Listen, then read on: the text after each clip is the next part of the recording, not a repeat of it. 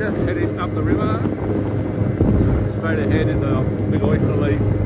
Got a pump up there that had to put the full fuel pump apart the other day, so we're going to go and piece it back together. It's a little short video, it's only a Perkins, but nothing exciting, but it washes all the oysters. So yeah, this is mini book. Mostly you'll see one of the oyster farmers down there, he's actually just putting out oysters.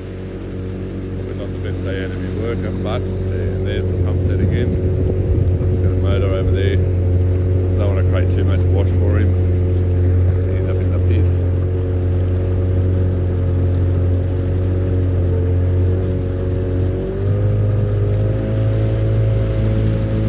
See all the racks are in rows. He's got racks he's putting trays out. He put these oysters in the other day. They were in baskets and he's now put them out on trays.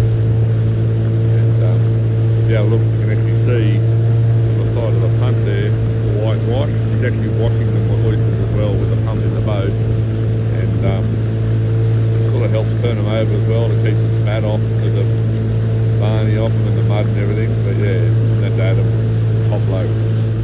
So this is the little oyster pump, it's a little rotary pump. A bit of moisture in there and getting stuck on the stop lever, so I'm just going to clean that gasket up. I'll clean all the stop lever and everything up. And we'll hook all the springs back up. You can see a little bit of the shit still in there. So I'll clean that up. It's a bit hard to do with the phone in one end and the other. But this is a pump set I built for Adam 2 years ago now. Customary beer keg for the oyster farmers. Nice stainless exhaust at the back. Put a prop shaft in there instead of a coupling. Just saves alignment. Adam's got to change the pump, he hasn't got to think about alignment, just bolt it, bastard in. Yeah, it's just an old Mazda Perkins.